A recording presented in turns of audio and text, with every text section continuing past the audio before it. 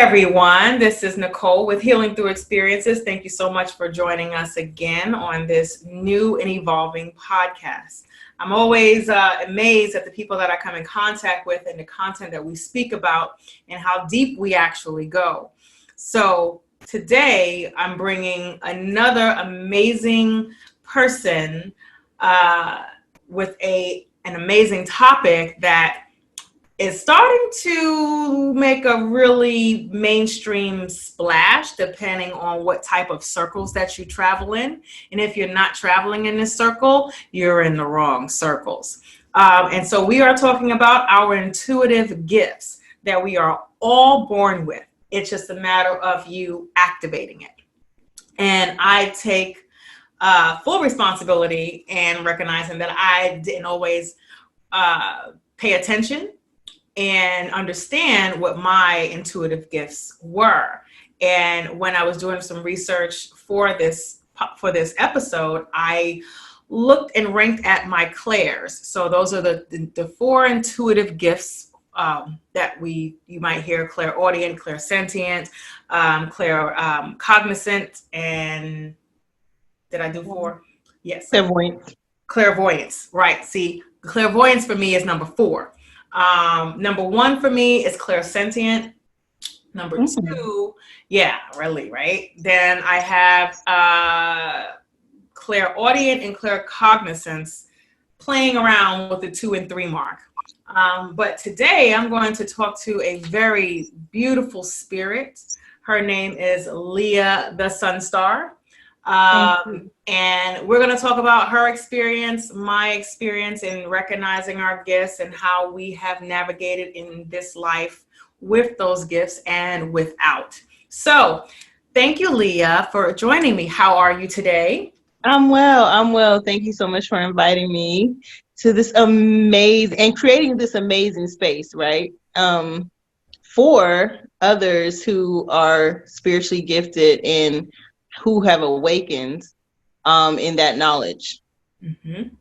Exactly. And that's I think what 2020 is showing many people, that we need to wake up. Oh, yes, exactly. And I love the sound effect. I'm gonna have to use that in various areas of our life. And for me, I knew it was paying closer attention to my intuition and trusting my intuition, and not just fling it off like, oh, that was just a fleeting thought, or, oh, I didn't see that, or that didn't happen in my dream. All these types of things I've been experiencing, and at a high vibrational level than I have before, because I'm paying attention now. I really am, because it's serving me. So we all know people find their way in various different stages of our life. So I want to know from you, how young were you when you either knew that you had a spiritual gift or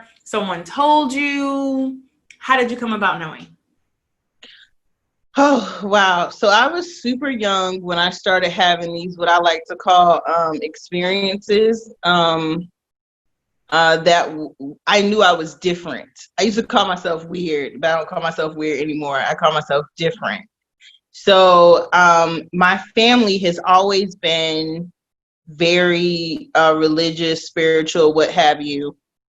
So my mom grew up like Southern Baptist, right? And when I was growing up, she wasn't that heavy into that part, but some things that she had done her whole life was she was very into astrology. She passed that down to me at a very early age. So my dad had me reading encyclopedias. My mom had me reading an astrology book when I was like 6. So I had a full set of my own encyclopedias. That's how I became a nerd. So I just had to share that, right? And right around when I was before age of 10, I realized that I was a medium. I didn't know what a medium was. Right. I knew that I could fully see and have conversations with people who were no longer on this earth's plane, or at least who were, in my mind, no longer supposed to be here. So when I got older and that movie, The Sixth Sense, came out, Yeah. I was really freaking out. Like I was like, oh, I was having a boy. I was having a boy. It shocked me. So basically, when I was growing up, my parents and we lived. I ended up at a elementary school that was walking distance from my house. So I would walk to school every day for all of elementary, pretty much, and then all of middle school. I walked to school, Wow. and there was a house. So my whole block was like, cause it was a military town, right? I grew up in Augusta, Georgia. So we had a very diverse street, as I call it, neighborhood. So it was like my family, the family across the street. Then everybody else was like either interracial couples, Hispanic couples. We had Everybody. a whole melting pot, right? Love that. Asians, Koreans, Vietnamese, Chinese, Everything yeah, in the world that Puerto the world has Rican, to offer. Panamanian. We had it on that street. Right. So I was walking to school. I walked to school every morning. I would see this house. So there was this house before I got to this path, the little dirt path, I called it. And this house, these people were Hispanic. I can't remember whether they were Puerto Rican and I think Panamanian or something like that, or Dominican. But they had a yard full of plants, flowers. They grew their own herbs. They had chickens. The chickens were brewed. They had a rooster. The rooster was brewed because the rooster would wake up the whole neighborhood, right? We literally had a rooster that crowed in the morning. So they had a son, and their son, typical handsome Hispanic guy. He was older than me though, so he was one of the neighborhood guys. You walk past the house and be like, "Oh, he's Looking so like, oh, he's so dreamy." dreamy. The eye candy of the block. Right. So I mean, we had a few right in the neighborhood that they were much older guys, but when you walk past, you were like, "Gosh, he's cute." So he rode a motorcycle. So long story short, he was in a motorcycle accident and died. Mm. He used to come visit me, not right after he passed, but like, I would say within maybe 6 months after he passed, I started seeing him. Yeah, that's normally like the time range when they start coming back. Yeah. He would never like come in my house. We would sit at my window and talk. Mm-hmm.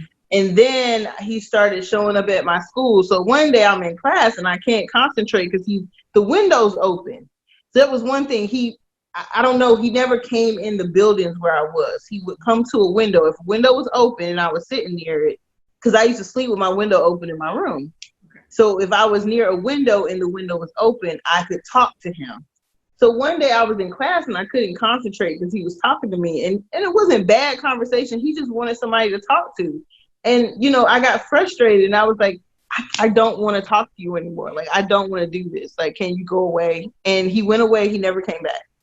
Like Bible. So after that, I was in middle school. So I'll have to say that happened when I was 10. That happened when I was 10. And I can't remember how long he visited me, but he visited me for a while before I told him to go away. Mm-hmm. Like it was a while. Mm-hmm. Because again, he just needed somebody to talk to, and at the time, I kind of needed somebody to talk to too. But then it got distracting for me because I'm like, wait, dude, I gotta learn. I'm in school. You can't talk to me while I'm in school. You can talk to me while I'm at home. But spirits don't understand that, and if you give them access to you, so then I became not afraid of my gifts, but yeah, like I was like, don't nobody want this? Like, mm-hmm. Mm-hmm. No, I don't want to do this. So I just shut it down. I was like, nope, I'm not doing that gift. Wow. And then later on in life, I stuck with the astrology stuff, of course. I got into religion. I got baptized at 13, but it still wasn't sticking. Like I did not feel spiritually fed. Yes. I never felt truly spiritually fed. I always felt like God was bigger than this. Mm-hmm. I used to say this to myself, even when I was in church. God is bigger than this. I would look at the Bible, read the Bible. I read the Bible when I when I made it to undergrad, I took some Old Testament and New Testament classes, read the Bible, learned the Bible, still said, God is bigger than this. God had to progress. God cannot still be stuck in these pages from eons ago. God had to evolve with his creations, God had to evolve with the creations. Like, that's how I felt. Right. So I'm like, I can't, like, I don't feel, it just stopped resonating with me. And when it stopped resonating with me, I ended up joining a meetup group. Mm-hmm. And I met a woman in the meetup group. And I thought this woman was very pretty and attractive. And the relationship did not go where I thought it was going to go. It went somewhere else. And where it went was, she had been, like I call a closet spiritualist. Yes. There's so many of us. There's so many. It's like you said, you're shutting it down. You know what's going on, but you're like, nope. So yeah, you live in the closet spiritually. I love that one. Ooh. She was a closet spiritualist, and I had been in I kept getting into car accidents. So it was like, she was like, you need to do this, you need to burn this candle, and you need to say this prayer. So she taught me this very powerful prayer. And she recommended that I go see this lady. And so at first I wasn't going to go see the lady. And then I went to go see the lady. And when I went to go see the lady, it was a very powerful palm reading that I had. And she used the word empath. She was like, you know, you're an empath, right? And I was like, what? I was like, I know that I believe in astrology, and I get mad when people say, well, that stuff ain't real. Are the planets real? Because if the planets are real, which is astronomy, which is a science, and astrology is a pseudoscience, but it's still a science. Mm-hmm. Mm-hmm. So when I have to break that down, so you don't believe that God created the planets, and you don't believe that there are people that study the planets, right, which created this whole system, and there's Eastern and Western, and I've studied both, right? So I started with Western astrology. Of course, we live in the Western hemisphere, so I gravitate towards Western astrology, but I learned Eastern astrology too, which most would call the true astrology. Because in Eastern astrology, the calculations are, of course, different. The planets are lined up different. They go really by where the physical planet is in the sky at the time. But long story short, after I had that palm reading, she was like, oh, go do some research on empaths. So I did. Yeah. Now, the strange thing about me spiritually is that I've always been attracted to spirituality. I've always been attracted to religion. I've always been attracted to metaphysical stuff. I've always been attracted to anything that was considered different. I always felt like you could just cast a spell with your mouth. Like, you didn't need a wand and you didn't need anything else. You could just speak some words and make stuff happen. Now, this is how I felt as a child. But of course, you know, you watch TV and you watch Harry Potter and you watch The Worst Witch and you watch all these shows and The Never Ending Story, all these fantasy shows, Hobbit, all these things that, you know, have been around for eons. They don't remake stuff repeatedly, but I'm just saying, like, so I watched all this stuff. I was always into it. Horror movies, always into it. And I always felt different. And I loved being out in nature. I loved playing in dirt. And I used to go outside and tell the winds to blow in a certain direction and they would do it. This was when I was a child. Like, or I could be like, I want it to rain now, and it would start raining. Now, I don't know if that was me per se, or if I knew the rain was coming anyway. And I felt that intuitively. So I was like, oh, I want it to rain. And then it just got better and better. I could smell the rain. It was in me as a child. And then, like I said, I turned it off for a number of years. But it did me no good. So 2015, met that woman, had that conversation, learned that prayer, had that reading. 5 months later, I was completely done with what I called my formal education. I got my second master's degree in 2015, and I was like, I'm done. Anybody who want to go get a doctorate, more power to you. Have fun with that. But I don't need that doctor in front of my name. I just don't. And I'm already overqualified for what I want to do, so I'm not doing that. Wow. What an amazing story. So I had like my spiritual awakening. I had been divorced. I had been married for 6 years. I had got divorced the year before my spiritual awakening. 2015, I went on a vacation, which is something I'd never done before, by myself. That's and when I did, by the way, go someplace by yourself, always. When I did that, that's when I had my most powerful spiritual awakening in the middle of the ocean. There we go with the water work. One of my favorite things. In the middle of the ocean. And ever since then, I have tapped into everything. And even the parts of me that were dormant or asleep are now not asleep anymore. And that water will do it to you. Okay. So that water will do that to you. And I will tell people, if you ain't ready and you want to do it, you better get ready. That's the water. It awakens so much in you. And you already had these gifts as a young person and knew there was something going on. I have a cousin who the angels would come to him and he didn't like it. So he told them, leave me alone. Never came back to see him again. So, and I found this out maybe within the last 5 to 6 years. And my godmother, who's now deceased, told me that story as her son. And I was like, what? Are you serious? Like, oh my God, like you had angels come to talk to you and you told them to leave you alone. And he's like, yeah, I didn't want them bothering me anymore.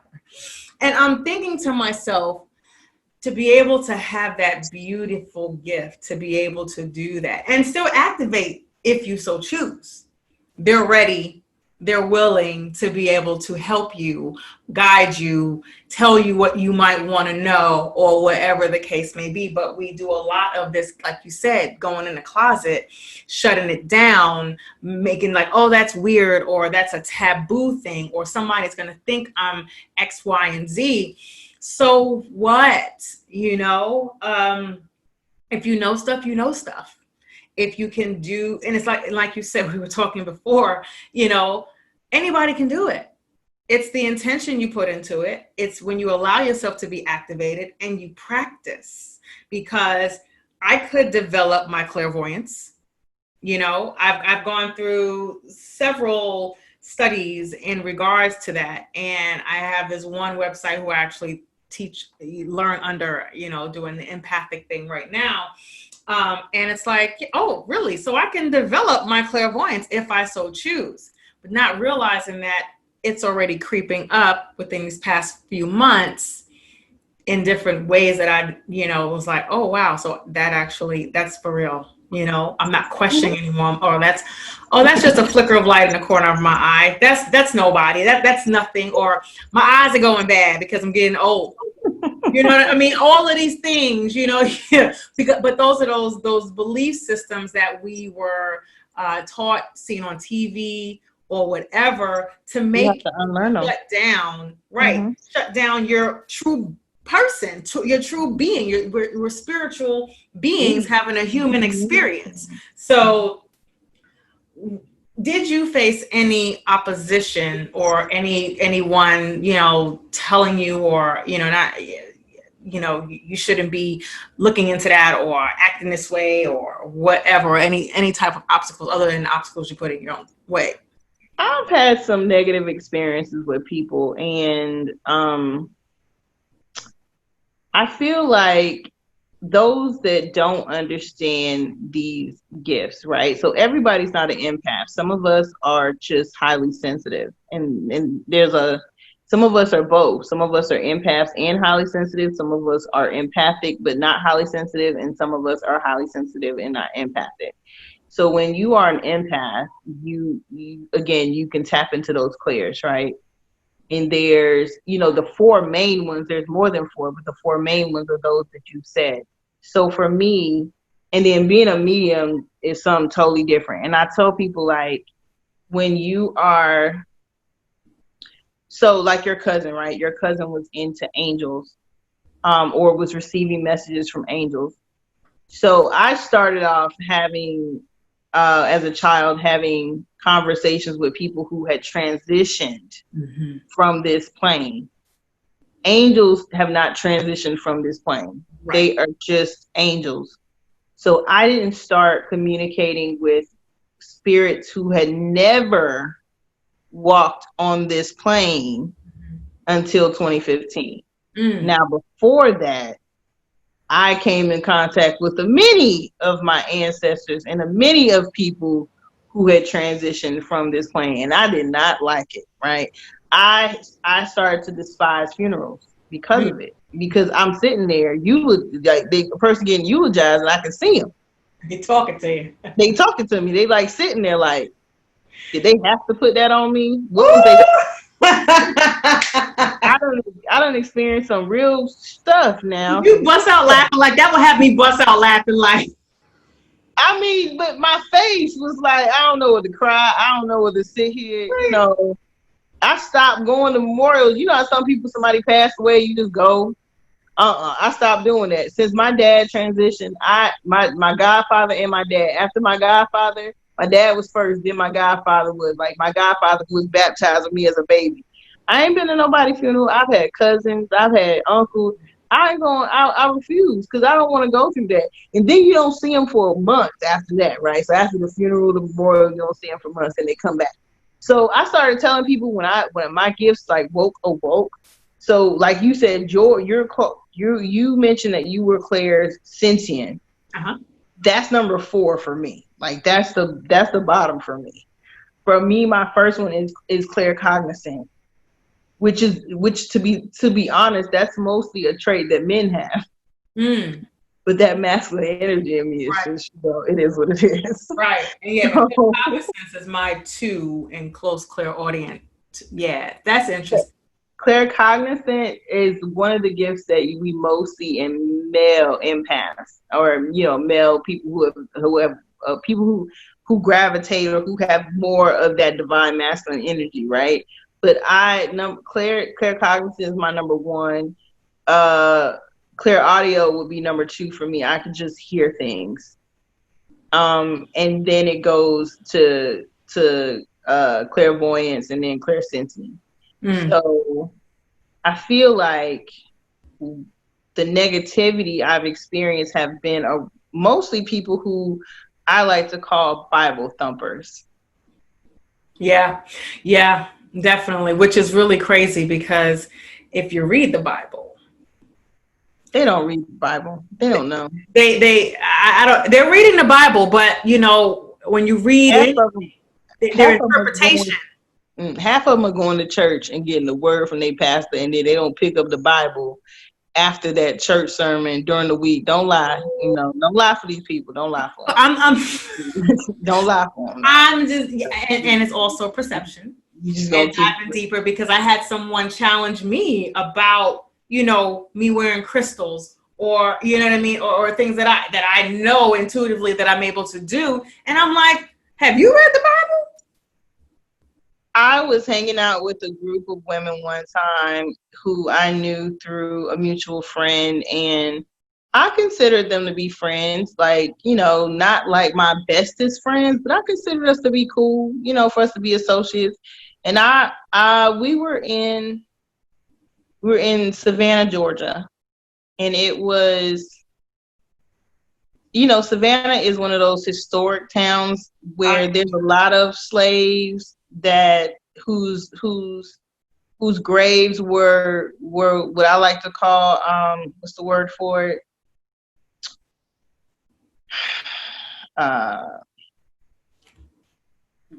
It's not disrespected. I can't think of the word for it right now, but desecrated. Yes. Desecrated. Okay. Yeah. So their graves are desecrated, which is not something you want to do, right? So, it's hard for me being in the city of Savannah. especially, downtown historic Savannah. Yeah.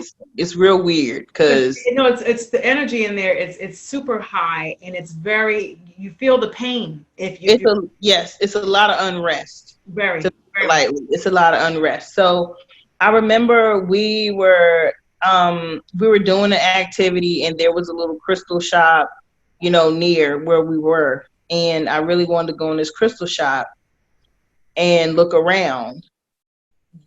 And I got all excited. I was like, oh, after we finish this activity, I just want to go over there and look around. Somebody said, oh, you don't need no more. You don't need no crystals. You need Jesus. That's all you need is Jesus. And I was older than this group. So I was like, I could go one or two ways right now. I could pull rank and say something real ugly, or I could just get quiet and keep my eye out. And so I got quiet. I kept my eye out. Smart. And I just watched how people moved. And so a couple things happened on this trip that really, upset me to the point where I was like, okay, maybe I just can't hang out with this group anymore like that. That's a good point. That's a good point. Protecting your energy and knowing who, and when we first spoke, I told you, you can't talk about this with everybody. No, but I feel like I feel like everybody should be adult enough or mature enough to respect everybody's beliefs, right? True. So my whole thing is like, I burn Palo Santo or sage, especially like we were in an old building. We were in an old building, so we weren't staying at a brand new hotel. We were staying in an old building. Mm-hmm. So of course I'm going to light some sage. I had some earrings that were clear quartz, and they had a few other stones on them, lapis and something else, I think turquoise. Beautiful earrings I had purchased.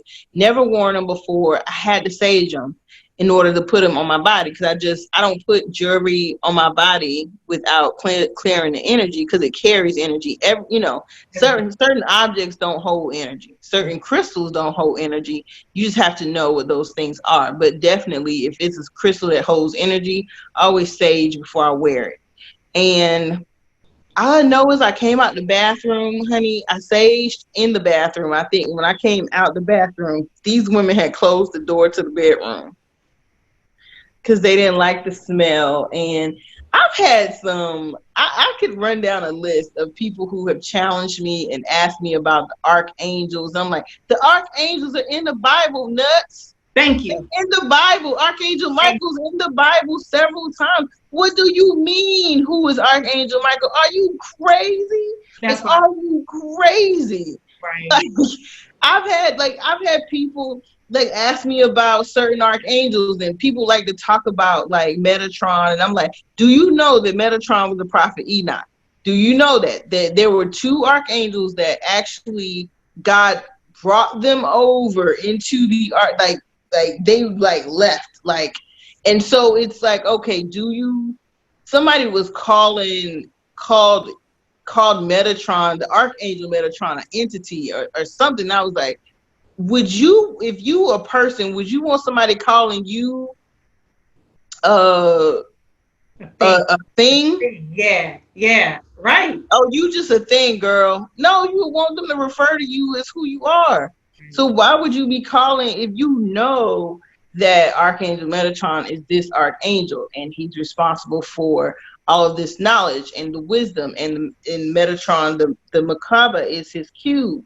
So why would you refer to it as, oh, he's just an entity? No, call him what he is. Like, just call him what he is. And the angels actually do identify with divine masculine and divine feminine energy, even if they don't have a physical body. Right. They still have divine masculine, divine feminine energy, as we all do. Mm-hmm. So knowing these things and researching these things, I've had to battle with a couple people, and I don't mind battling. I think I told you about even the experience when I was in the church having to battle, even then, with people who would say ignorant things like, you got a whole counseling degree, but you can't counsel people because you ain't never been married. I don't have time for foolishness. Like, and at this point in my life, I think I was much younger then, but now that I'm knocking on 40 like this, I'm like, I don't even entertain people no more. It's like you get to start. Block. Yeah, you can't do it. And that's what my whole my mindset is changing when I'm talking about healing through your experiences. I am becoming more unapologetic about who I am, what I do, what I subscribe to.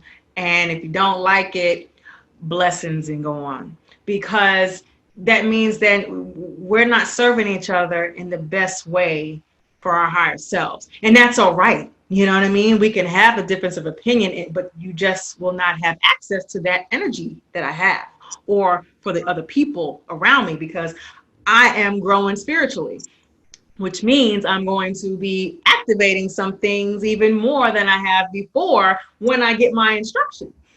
If you can't rock with that, that's okay. That you're just not there yet, and you may not be able to be. Block. Sometimes no, sometimes you just need the block of it. Okay. I mean, internally, that's what I'm saying. You know, like, yo, it's okay, because that's only helping me elevate faster. When we get rid of that low hanging fruit faster, you know, it's amazing. It's absolutely amazing how, you know, when we start to develop our spiritual gifts, what we see in our life around us happening, what and who we see dropping off, and what we see and what and who we see actually comes in and feeding into you, which actually ignites your gifts even more. And we have to come back again and talk about, I have at least 3 other topics that I wrote down based on what you have. And you have so much more to give. And I'm so thankful for this opportunity, because people need to know, you know, we know better, we do better. And age of information. And this is what I'm using this platform to do. Talk about some things that are uncomfortable. Talk about some things that you might have, you know, you might shrug a shoulder at, or like, that's weird. Okay, let us be weird. But guess what? There's a larger population out here that's doing all of this. They're just not saying much, or you are not in the spaces to receive. So with that, I hope you do come back and hang out with me again. Of course. And I just want to let everybody know how they can get in touch with me. I am working on my website, and I know I've been saying that for a while, but my ancestors have lit a fire under me. So there is something I need to do first that I'm working on before that. But so right now, I am Lia _the _Sunstar on Instagram. I'm mostly on Instagram. If you can find me on Facebook, it's Lia T Sunstar. If you like a consultation with me, or a reading with me, or a coaching session with me, I can be reached at Lia LiaTHESUNSTAR@gmail.com. And I always check my email. So if you want to book anything with me, just send me an email and I respond just like that. I'm not really doing in person right now. I will, but it's rare. So I do a lot of Zoom. I'm paying for it. So, you know, I always tell people. And then if I also offer spiritual products. So I make ritual baths, such as ritual baths for the moon, ritual baths for the planet transitioning, like Mercury retrograde. I actually know, I call it, I dress candles.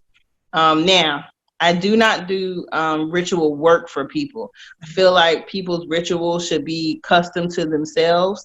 But what I do offer outside of that is I offer consultations for herbal teas. I do make herbal teas as well. I'm working on a line of chakra teas right now for each chakra. I have crown and root ready. I am also working on jars. So working on jars and giving people instructions on how to finish the jars, because I only start the jars. I don't finish the jars, because, you know, so making up the jars, mailing the jars, and then giving people instructions on how to finish the jars, So that's what I got going on outside of everything else. But that's the business stuff. So I'm so grateful, Nikki, for you to have this platform, have this space. And I love you and I appreciate you. And of course, I'll come back anytime you want, as You long will. as I'm not in labor or. Right? And you just gonna take all my money because I'm like, okay, yep, I want that. I want that tea. I want all of that. I'm just gonna come and be like, okay, what we got? What we got here? Yes, we're gonna go hang out at the river. I'm ready for that. I'm so ready for that. But yes, thank you so much. And this is Nicole once again from Healing Through Experiences. And like I always say, good morning.